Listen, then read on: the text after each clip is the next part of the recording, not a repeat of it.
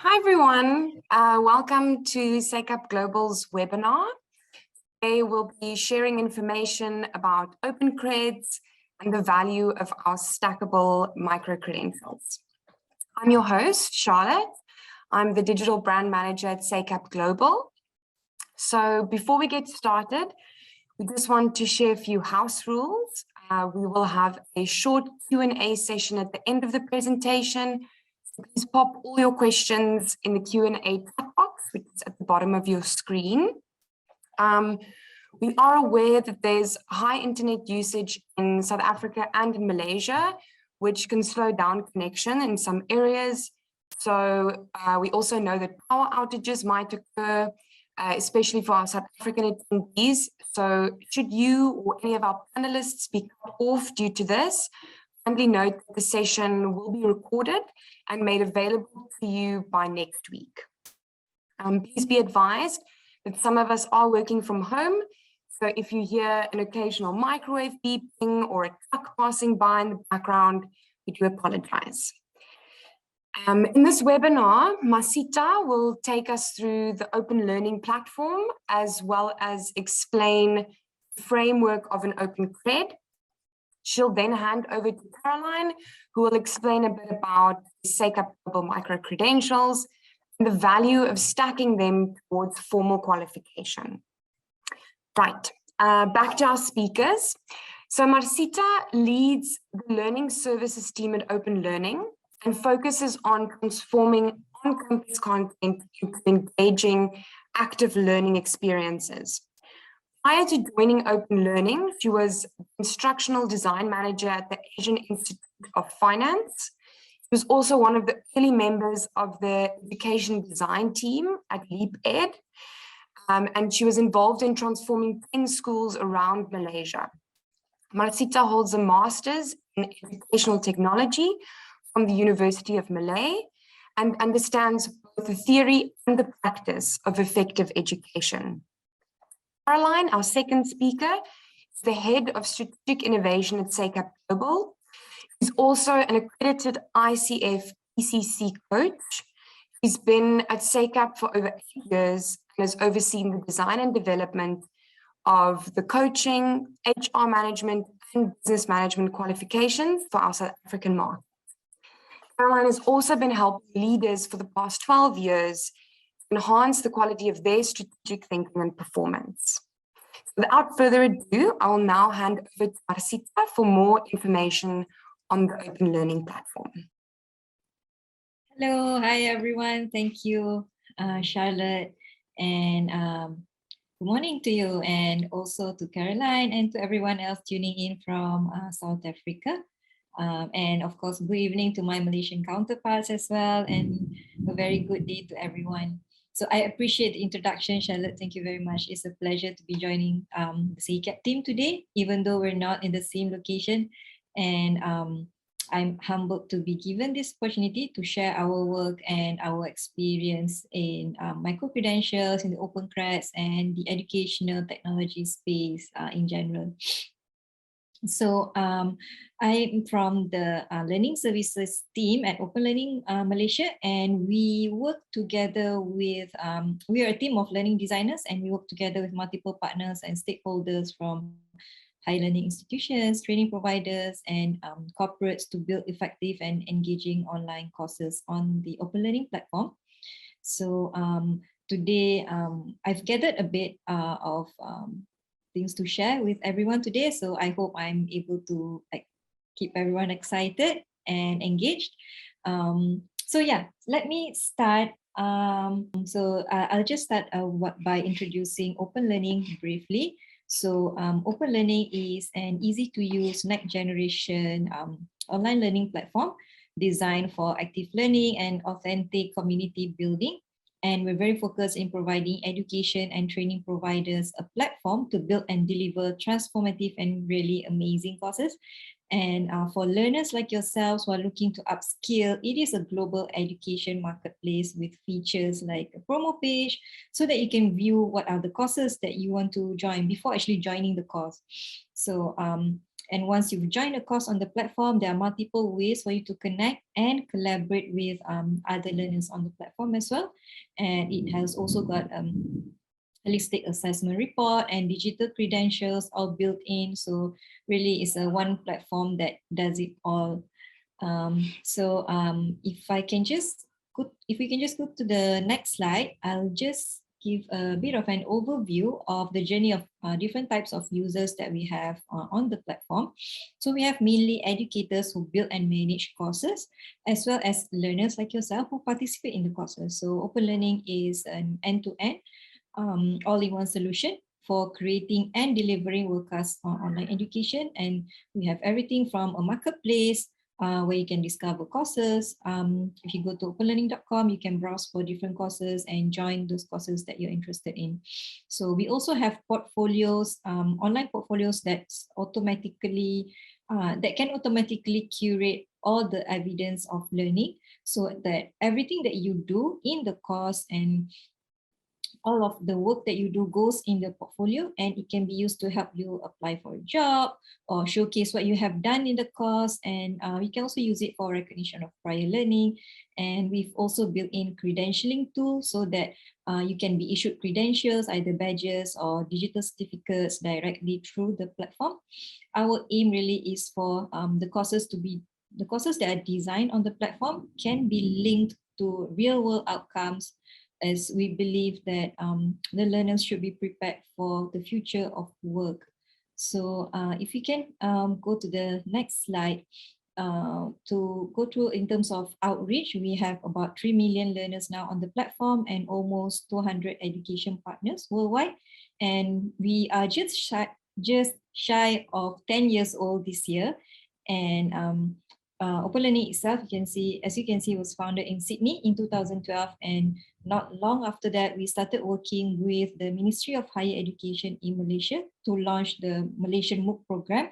It's a nationwide program, and since then, there's no turning back for OpenLearning. And now the Malaysian office is also the hub for OpenLearning Southeast Asia. So we're also listed on the Australian Stock Exchange. So it's very easy to follow us and see our progress. You can follow us on LinkedIn, on our social media. So yeah, I guess that's a bit of introduction of OpenLearning. So we can go to the next slide so we can dive deeper into what we want to talk about today. So before that, when we are talking about micro-credentials and OpenLearning as a platform provider, so sometimes we think that technology and education are two separate elements. But however, at OpenLearning, we try to bring these two together. So we have wonderful education partners like SACAP Global, who are really focused on delivering fantastic education. And at OpenLearning, we try to listen and understand and work together with our education partners to build education perspective into the platform, in a sense that we focus on delivering features that will enable a highly active and socially constructive courses to be built. And that means the technology is built around delivering this style of education to make it so that learners like yourselves will receive the best educational experience possible. So we try to help in the education perspective as well, rather than thinking about the technology and the education as completely separate. So if we can go to the next slide, which is what I would like to talk about today, is one of the things that we're doing to support providers in building and delivering micro-credentials. And one of the ways that we've thought about this is through what we call the OpenCreds framework. So when we first started working on the framework, one of the things we thought about is how do we define micro-credentials? What is micro-credential? And how different is it from a conventional program? How large can micro-credential, how small can it be? And also, who will recognize it? And what are the criteria by which we define these micro-credentials? And that's really what the OpenCreds is about. We are trying to provide a bit more guidance and the best way to deliver micro-credentials. And we want to do that in such a way that we have a common name for the framework, sort of a general approach and standard, but at the same time ensuring that each version of the framework suit the needs of the country. for education providers who's actually using it. So when we are developing the framework, we thought about how can we create a framework that is designed to support not only Australian providers, Malaysian providers, but also maybe other education providers around the world. And this we think will actually help in the long run, help support recognition and exchange, and hopefully credit transfer at some point in the future between different countries. So that's a bit of a background of the OpenCreds framework. But why did we go into that? So why did we start venturing into the micro-credential space? Because over the years, there's been a lot of talk about short courses, about micro-credentials, about lifelong learning, on-demand courses. So there's always been a question of what are they? How long is a micro-credential? How do you get credit for it? And for educators, there's also questions like, how do I design micro-credentials that will be considered effective for my learners? And what will the students think of micro-credentials? And what can they do? And what can they show upon receiving the credentials? So these are all very common questions that we have been getting as well. And we didn't really have all the answers to some of that. So we wanted to set out to do what we wanted to do was to try and come up with a framework to actually help everyone to sort of speak a common language around micro-credentials. So if we go to the next slide, I won't go too much into the details here. But what I like to point out is that we consulted and engaged with various organizations and education providers through the process of developing the framework. And now we are focusing on how can we support education providers in building their OpenCreds and micro-credentials on the platform, and how can we expand this globally. So when we talk about expanding it globally, what we're actually thinking about is how can we make the courses more global. One obvious example is, of course, our education partners like SACAP Global implementing the framework in building their awesome courses. And I think Karolyne will be sharing with us later on those courses. So a student or a working professional from Malaysia or Australia or Singapore or even US or New Zealand like yourselves, looking at taking these courses will be able to do that and then start working towards getting credit from the institution. So we're really looking at enabling people from other countries to have an educational experience that could lead towards getting credits eventually. And we have other partners in other countries who are also using the framework. For example, like Singapore, the Temasek Polytechnic in Singapore, who are also using the framework as well. So that's kind of like the direction that we're looking at. And if we can go to the next slide. So what we'd like to talk about around the OpenCreds is that sometimes during conversations with some of our clients, we get questions like, why should our institution build micro-credentials following the OpenCreds criteria? So on OpenLearning, actually, we support all types of micro-credentials on the platform, but one of the benefits of following a standard guideline is to enable greater interoperability between all types of education. And that's really important for a sustainable lifelong learning ecosystem. So, for example, I'm sure a lot of us here has gone through various forms of education and training throughout our lifetime. And we're all aware that not all of that is delivered by a university or a college. So lifelong learning sessions can be delivered by an industry associations, by employers, by government agencies. Everyone could be involved. So it's important that the framework can actually support all of these different providers and enable interoperability and commonalities between all the different providers. At the same time, we also work closely alongside panels in the regulation agency and in the industry, so that in the long run, when there are changes in the industry, we will also ensure that OpenCreds is always up to date and always supporting the latest approach. So yeah, if we can go to the next slide, it looks The chart may look a bit complicated with all the arrows, but the idea is that there's actually 3 different types of OpenCreds. As you can see, there's vocational or the TVET OpenCreds, there's a professional learning, and also the higher education OpenCred. And there's possibility for interoperability between the OpenCreds courses. And of course, this depends on the type of provider that determines what type of OpenCreds the provider can offer.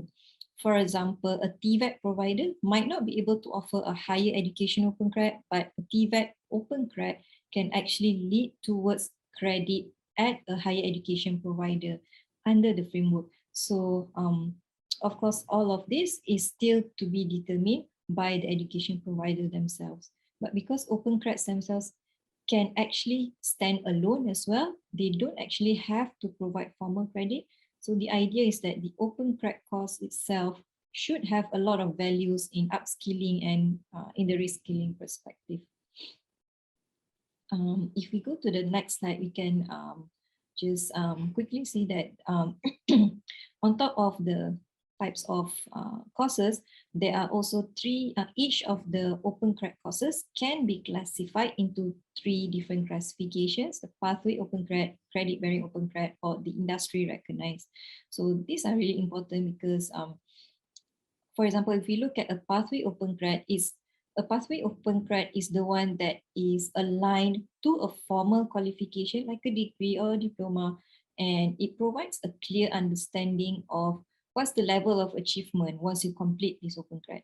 And finally, it should lead to a formal qualification. So it's a pathway into a qualification.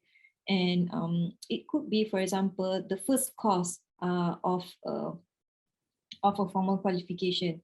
Or it could be a prerequisite before you can register for a formal qualification. So it could also be recognized under the recognition of prior learning, or it could be recognized in other ways as well.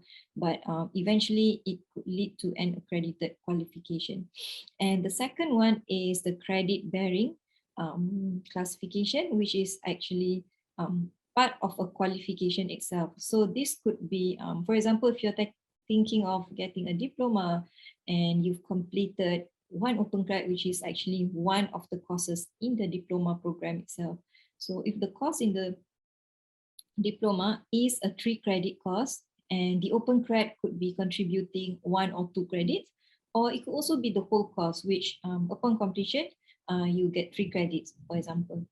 And the third one is an industry recognized OpenCred, and this is the type that is recognized by industry associations or an accrediting body, and it meets the needs of professional development in a particular sector. So this could be a course that's recognized for CPD points, for example, for teachers or for nurses. And that's usually where there's a lot of this professional learning and lifelong learning that takes place at the moment. But when we have all these 3 types, it means that you could possibly have some interaction between them or interoperability between the 2. If we go to the next slide, this is one of the questions that always comes up is how do we determine how long a micro-credential is? So since it's called micro and it's targeted for lifelong learners, should it be just few hours, or should it be like hundreds of hours, or half a degree, or half a university course? So that's not so easy to determine.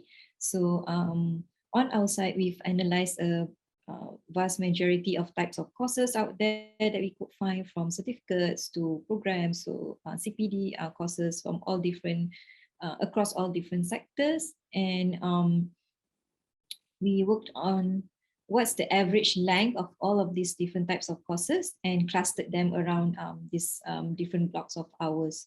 So there's certain levels or sizes based on the learning hours, and the learning hours is defined by the amount of time that you are expected to take to achieve the outcomes that is set in the course. So when we say achieve the outcomes, we don't mean that all the hours needs to be spent on the platform. So the platform don't really record how long you spend on the platform. And because these could be activities or projects that you might be doing on your own time, or you could also include like work experience or consultations and whatever that's needed. So really it's how long does it take for someone to gain the experience necessary and do all the work required to meet the outcomes of this OpenCred. And we've clustered this into 7 levels between 4 hours and 160 hours. 4 hours could be a shorter professional learning type of course, and could be similar to attending a workshop or conference, and 160 hours is actually aligned to a 4-credit course in a Malaysian University degree. So we've got the whole spectrum, and the idea is that all of these hours could actually stack up between them. So for example, if you would like to complete 2 80 hours OpenCreds, it could add up to 1 course in a university degree. And of course, the outcomes and all that needs to be aligned with that course in the university degree. And let's say you have 5 10-hour OpenCreds, and this could add up to a course in the TVET sector. So there are all these different ways that these courses can be grouped together. And next, and the final criteria in the of an OpenCred is that, and the evidence of learning, and this is a criteria that I really like to talk about, because I believe it is one criteria that made the framework unique. And it is when we talk about evidence of learning, I think this is really important, because when we think of online courses or lifelong learning courses, a lot of times when we go online and we start doing a course by watching a video and maybe later do a quiz at the end of the course, and that could be all there is to the course. So the challenge is when we go to an employer, or when we want to use these badges and certificates to apply for a university course, it's very hard for the employer or the university to know what we have actually learned in the course. Although we could show a CV with 10 certificates or 10 badges, but where's the evidence of actually acquiring the knowledge? So then the question comes down to, what did we actually do to get the certificate? But if all we did was quizzes, there's actually a lot of ways for us to get like 100% in an online quiz. So we've specified that an OpenCred needs to have some open-ended activities or projects that generate unique learning evidence for each of the students that complete it. And what that means is that if there's a project or an activity that every student who does that project or activity has a slightly different artifact or work to showcase, that will be unique piece of work that goes into their portfolio. So this could be an addition to quizzes or exams or anything else that the education provider wants to run. But there should be something, a piece of work where the students can really demonstrate their unique skills and capabilities that they've learned in this OpenCred. So this is a key part of an OpenCred. And the best part is that the platform supports this type of courses. So in the OpenLearning platform, we can automatically generate the portfolios of learning for every student in the course. So that means everyone who goes through any course on the platform will have a learning portfolio, and that portfolio will actually have all of the pieces of evidence that you have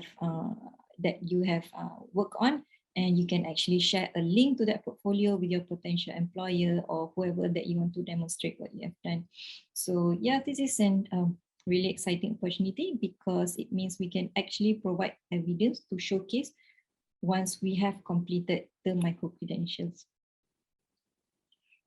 Right, so if you can go to the next slide, I'm just going to go very quickly on the way we assess OpenCreds. So the way we assess will also be around assessing those evidence of learning. And across the OpenLearning platform, assessment is built around outcome-based. So what is outcome-based education, right? This might sound like a complex educational pedagogical jargon, but what this simply means is that what were the outcomes that were set in the course, and how are you going to show evidence that you have achieved the outcomes? So within the open learning system, we try to automate this process as best as we can. So as a learner, as you're working on a task in the course, you will get to see which outcomes that you will be achieving upon completion of this of these tasks. And once you have completed all of the tasks, you'll be able to achieve all of the outcomes intended, and you can showcase the evidence of learning as they appear in your portfolio. And this is already built into the open learning system, and it actually works really well for online courses. I can still remember previously when I was teaching one of the education technology course in a university, here locally, we used to get the students to build their portfolio in a blog or a wiki. So they need to work on a task and then upload them on their blog. But on open learning, you don't need to go through this extra step. So this is what an assessment report can look like. If you can go to the next slide. Yeah, okay, thank you. So this way, when your facilitator or your assessor are looking at the learning outcomes and trying to assess it, they can clearly see what you have done across the few activities. So assessing is based on all the evidence that you have gathered. So it's really a cool way of assessing, and definitely more holistic than just considering one final grade or figure from a quiz. And if we can move to the next slide, as mentioned earlier, portfolios on open learning are automatically generated, and we think that portfolios are just as important as the credentials themselves, because in addition to the certificate or the badges or the logo of the institution that you can see on this certificate, you also have a portfolio which shows everything that you have learned. And that's really a big selling point, because it means that you can actually then go to an organization or to a potential employer and say that I did this online course or online program, and look at my portfolio. I did this project, I did that project, I worked with these people, and these are all the evidence that I have done this, and I've earned these badges and achievements. So it provides an extra level of confidence to the receiver. And if we can go to the next slide, you can see that alongside portfolio, and there's also, upon completion of OpenCreds, you will also have digital and shareable credentials. And these digital credentials are usually represented as badges or certificates, and these can be shared on your social media, and they usually have an ID number on them so they can be verified. So if an employer wants to, they can also verify a certificate very easily, and they are all integrated into the platform. In the next slide, you can see that within open learning, we actually have partnered with Credible, and they're probably the leading and most advanced micro-credential and credentialing technology available. So we've integrated Credible directly into open learning. And with OpenCreds courses, we've actually designed a few different styles of badges, and they can look like one of these. And this could actually go on the blockchain as well. They can be verified, they're easy to track, and they can be future-proof. These are all examples from different providers that you can see here. And if we go to the next slide, this is the last point that I have on micro-credentials, which is on recognizing achievement of lifelong learners like yourselves. So completing an OpenCred is of course not the same as completing a full degree program, but still it could be like a few months long course. So you could be very excited about it and you want to share that with the world. So digital credentials can be shared on social media. You can also print it out, you can put it on your wall, you can verify it, and on top of that, you can also decide as a learner if that credential is going to be publicly available or not. So on your open learning profile, you can set the privacy level and decide whether you want other people to be able to see it. So yeah, I hope that I have touched on everything that is important to you. And I hope that you gain some ideas of what a micro-credential and specifically what OpenCreds is, and the value as well as the benefits. And I pass the session now to Karolyne to go through the OpenCreds micro-credential courses that SACAP Global offers. Thank you. Thank you, Marsyitah. And good afternoon, Malaysia and South Africa. It's really exciting to have both of you on the call today. And I'm going to build on what Marsyitah has been sharing and chat to you a bit more about the value of stackable credentials. I head up SACAP Global, And SACAP Global is SACAP's initiative to expand beyond the borders of South Africa and into other countries. And as you can hear, with everything that Marsyitah shared about micro-credentials, Malaysia is way ahead of South Africa in this space, and it has been a real privilege partnering with OpenLearning and learning from them as we've ourselves stepped into the micro-credential space. So moving on, let me tell you a little bit about SACAP Global. It is a division of the South African College of Applied Psychology, which was established 25 years ago. And what we are doing is offering micro-credentials and short courses globally. So although at the moment we're focusing on reaching out into Malaysia, because of the OpenLearning platform, people can sign up for our courses anywhere in the world, including South Africa, of course. And maybe a quick recap on what Marsyitah was sharing is that OpenLearning is an organization that provides the platform, which we've partnered with and are hosting our courses. Micro-credentials are really kind of short bite-sized courses that are focused on skilling in a very specific way on whatever the topic areas are, and they are assessed and verifiable.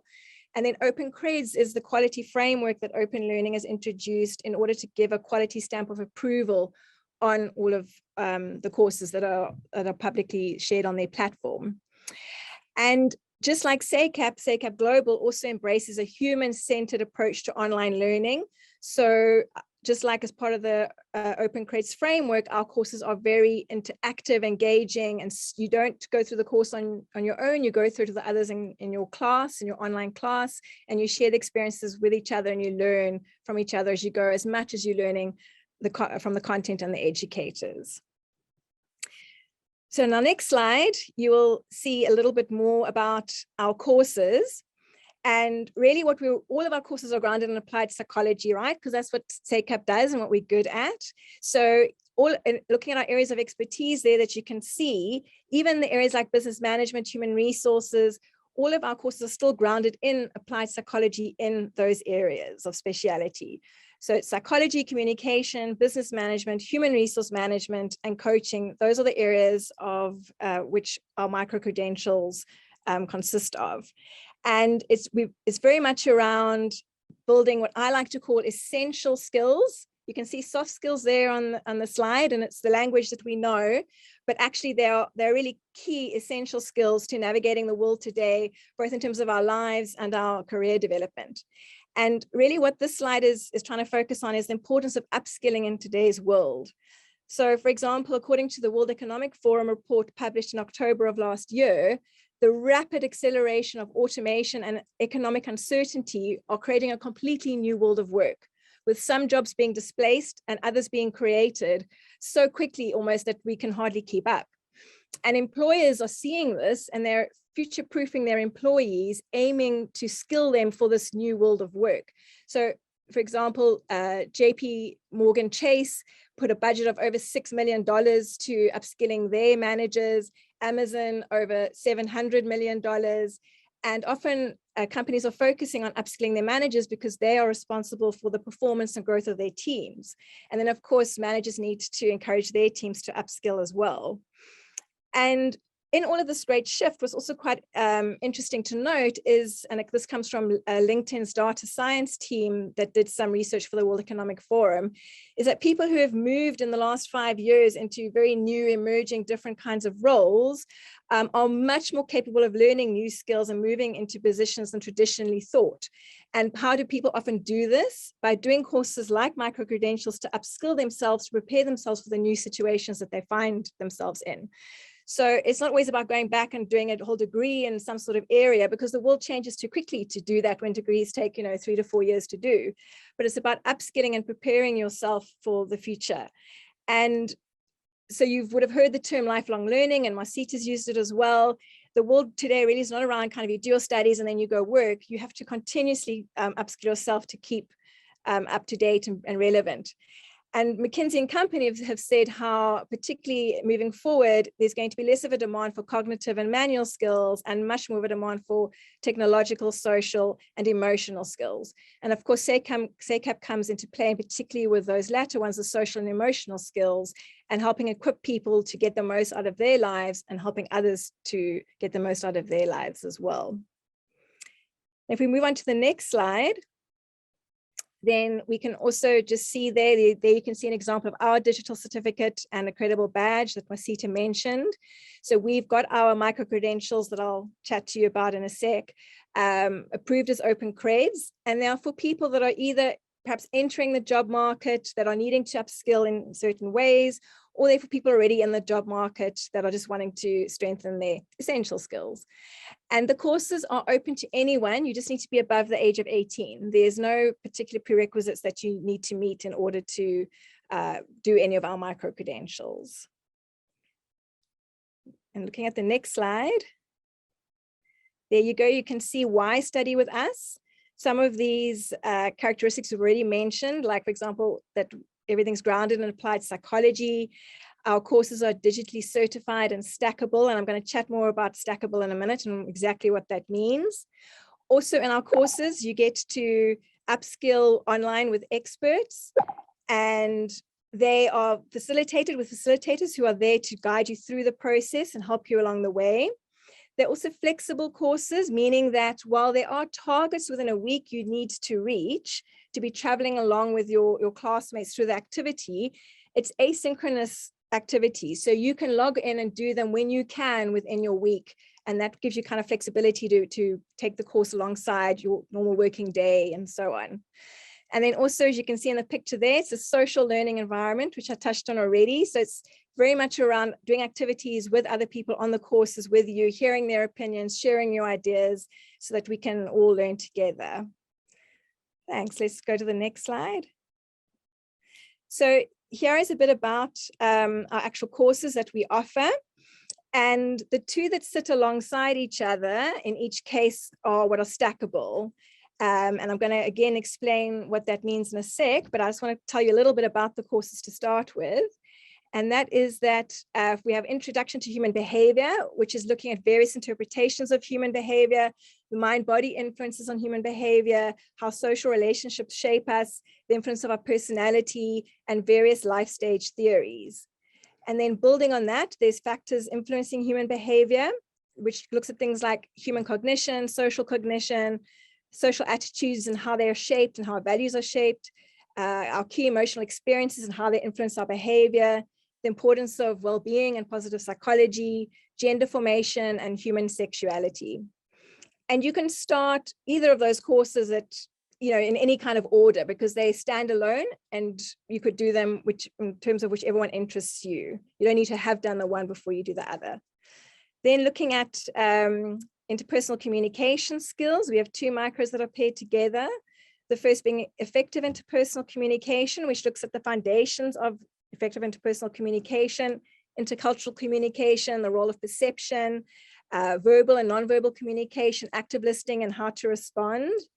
And then advanced interpersonal communication looks at things like how do our human emotions influence our communication styles? How do we communicate in various types of settings, friendships, professional relationships, marriage, family, and how do we do that better? Dynamics of conflict, managing conflict, power dynamics in conversations, and also how do we communicate with people with different abilities. Then looking at some of our human resource management courses, we have Managing and Motivating People, which looks at, what is human resource management in a business context? What is the role of the human resource manager and line managers, and how do they complement each other and work together? How do line managers motivate members of their staff? What are some of the theories and applications of those theories? Creating a motivating work environment, employee wellness programs and how they can support your team members, and of course, applying best practice in your workplace in relation to all of this. So while these are academic courses, they're very, very highly practical at the same time. So everything is about how do you actually apply this and take it away into your life and the workplace. Then there's also within the human resource management space, we have a course called Recruiting and Retaining Top Talent, which looks at human resource management planning, recruitment and selection, performance management, rewarding performance and compensation, the importance of employee relations management, dealing with employee grievances and conflict. And then looking at our business management space, at the moment, we also have two courses. We have Intro to Management and Leadership that looks at core management theories and leadership theories, organizational power and politics, leadership communication. Again, this course also looks at employee motivation as well. How do we manage information systems and use information to make decisions as leaders, and what are the drivers of business success and failure. And then in understanding a business environment, it looks at, what is the globalized environment and the factors and dynamics in that environment that affects organizations and businesses. And then what is the internal environment in organizations like? And, marketing management, looking at human resource management, public relations management, financial management, and all the different aspects of an organization and how they all work together to create success for that organization. And then we also have a coaching course as well. It's not an OpenCred, but it does have ICF approval, International Coach Federation approval. So for those of you who wanted to study coaching, you would be able to count this towards your training hours if you wanted to apply to ICF to become a coach. And this covers all the basic ICF competencies and how to coach your individuals and your teams well. Thanks. So that's giving you a bit of an overview of our courses. To explain what Stackable means, so remember I was saying earlier, anyone can come in and do our courses, and it might be just something that interests you, or you want a specific skill set, and you might choose to do one of SACAP Global's micros just for that particular reason. However, if you find that the psychology bug bites and you're loving studying and you want to study more, then if you do the partner micros together, they can stack towards a module in our Bachelor of Social Science qualification. So what that means is if you were to decide to study a qualification of SACAP, the Bachelor of Social Science, then if you met the minimum entrance criteria and were able to enroll in that program, you wouldn't need to repeat the modules that those micros are equivalent to. Instead, you would get module exemption because our micros are subcomponents of our qualification. So while you may want to do it just for interest's sake and as a great standalone course, if you want to do them to stack towards a qualification, then that's also a possibility as well, if you meet the entrance criteria for our qualification. So it really depends on what you are looking for in terms of building your career and what you're working towards. So then moving on to the next slide. These are our intake dates. So we've got a course starting, 2 courses starting on Monday, actually. And then if you take a look at our SACAP Global website, you'll also find that there's courses in May, July, September, and October. So they do have start and end dates, but they run several times a year so that you can plan when you would like to fit it into your own schedule in a way that works for you. And then just a couple more slides from me before we move into looking at our Q&A. So here you can just see the SACAP Global website, and we'll share the actual location with you to go and have a look at a bit later. And then here you can also see the OpenLearning website and what our SACAP portal looks like on the OpenLearning website in Malaysia. So thank you very much. I'm going to hand back over to Charlotte now to take us into our Q&A time. Thanks, Karolyne and Marsyitah for taking us through the OpenLearning platform and the OpenCreds, as well as Stackable micros. Apologies for any drilling or banging noises in the background. Some people are doing construction in the area. So as mentioned in the beginning of the webinar, if you have any questions, please pop them into the Q&A below. And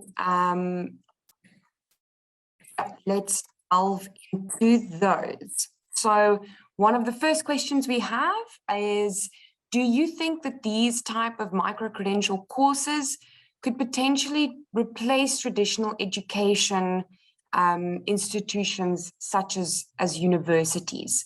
So I'm going to hand over to Karolyne to answer that one. Thank you, Charlotte. It's a great question, Melvin. I think, traditional institutions have been operating in the way they have for hundreds of years, right? And the world is moving at a much quicker pace, often than institutions can keep up with. So I think that it's not for now. I think people still like the safety and security, perhaps, of what they know in the more traditional space. But I think in time to come, it might shift how we view education and the choices people make in terms of how they want to get educated. Looking at the kind of idea of, well, let's measure everybody's education and capabilities based on, let's put everyone in lecture theatres for the same amount of time and they'll learn the same things. And then at the end of 3 years, they'll be skilled. I don't think that logic is going to apply in the same way moving forward as much, because the world just moves so quickly. So, however, for example, in South Africa right now, you cannot do an entire qualification based only on micro-credentials, unfortunately, because our regulatory system requires that only 50% can be completed by RPL, and then the rest would need to be actually when you're registered in the qualification. So I think it's going to take a bit of time for things to shift, but I think things are going to shift personally. Marsyitah, do you have any thoughts on that?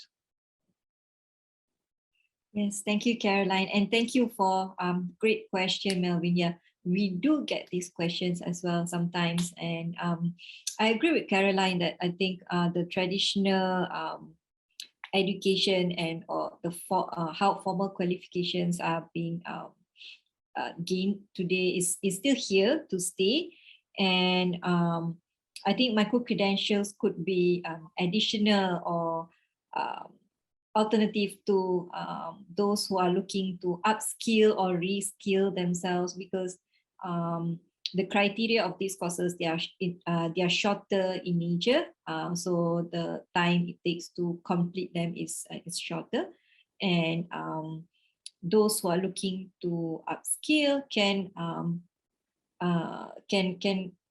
focus on the topics that they are interested in, because the courses are more it's focused on a shorter or more specific topics. So I think that's currently how micro-credentials are being viewed. Yeah, but however, I think the difference between micro-credentials and a typical short course is that micro-credentials are there's possibility that it could be highly regulated in the future. So yeah. Yes, thanks, Karolyne and Marsyitah. Just to reiterate that SACAP Global microcreds are initially, their original origins are modules within our degree programs. So it's definitely not trying to replace a university degree in any way, but more as just bite-sized chunks of the same content. And that's also where the stackability comes in. So if you complete 2 of our micro-credentials, stemming from the same topic of interest, then you can also use that to gain module exemption once enrolled onto any of the SACAP degree programs. So yeah, okay, next question. So here we've got someone saying, would psychology short courses at SACAP, would they help you to get into a postgrad, or are they similar to what learners are learning in the bachelor and the Bachelor of Applied Social Sciences degree? Karolyne, over to you. Thanks, Charlotte. And I think you actually answered this question just now when you were chatting. But the short courses are content from our Bachelor of Social Science degree. So it's from undergrad psychology degree. So, and that is why the courses can stack and are equivalent, and why students can then get RPL if they were to do the actual degree with us. So if you've done a psychology degree somewhere, then you would have covered that kind of content. However, of course, remember, we've got human resource management courses, business management courses. And so if that would be very new and different content for you, coaching courses, if you've already done an undergrad in psychology. Great. Okay. And then another thing that's quite unique to the SACAP Global micro-credentials is that they are academically robust and they're also highly practical. So, a university degree might be, as some would classify as hard skills, whereas the social, emotional, and those other type of interpersonal skills is what our courses, our microcreds are really focused on. So the soft skills. And especially in a global climate like we have now, where people are working from home, communication isn't always that easy via digital devices and so on. So that's definitely something that we're trying to assist working professionals and people entering the job market with. So one of our last questions we have here, and if we don't, if we do run out of time, please just provide us with your email addresses and your questions, and one of our team members will contact you to assist you further. What we've got here is, what if I have a degree from a university and I'd now like to focus on a specific course, for example, a human resource management course, can I be accepted? So to jump in there, our micro-credential courses and the short courses that SACAP Global offers, the only entrance requirements you have would be to be 18 years or older. So it could be something that you're pursuing as a hobby or interest, or it could be something like human resource management. If you are working in a career towards that field, you can definitely do one of our micros to just further enhance your professional skills. I'm not sure if Karolyne wants to add anything there. I'm not sure. Thank you. I think you covered it well. In that, when the short courses that we offer, the microcredits we offer, are open to anyone. And it's only when you're actually looking at doing an accredited full qualification at SACAP that then one needs to start looking at, does one meet certain entrance criteria? But to do the short courses, which again are subcomponents of our Bachelor of Applied Social Science, you don't need to have anything other than, as Charlotte said, be older than 18. Great stuff. Okay, so we're ending off the Q&A session.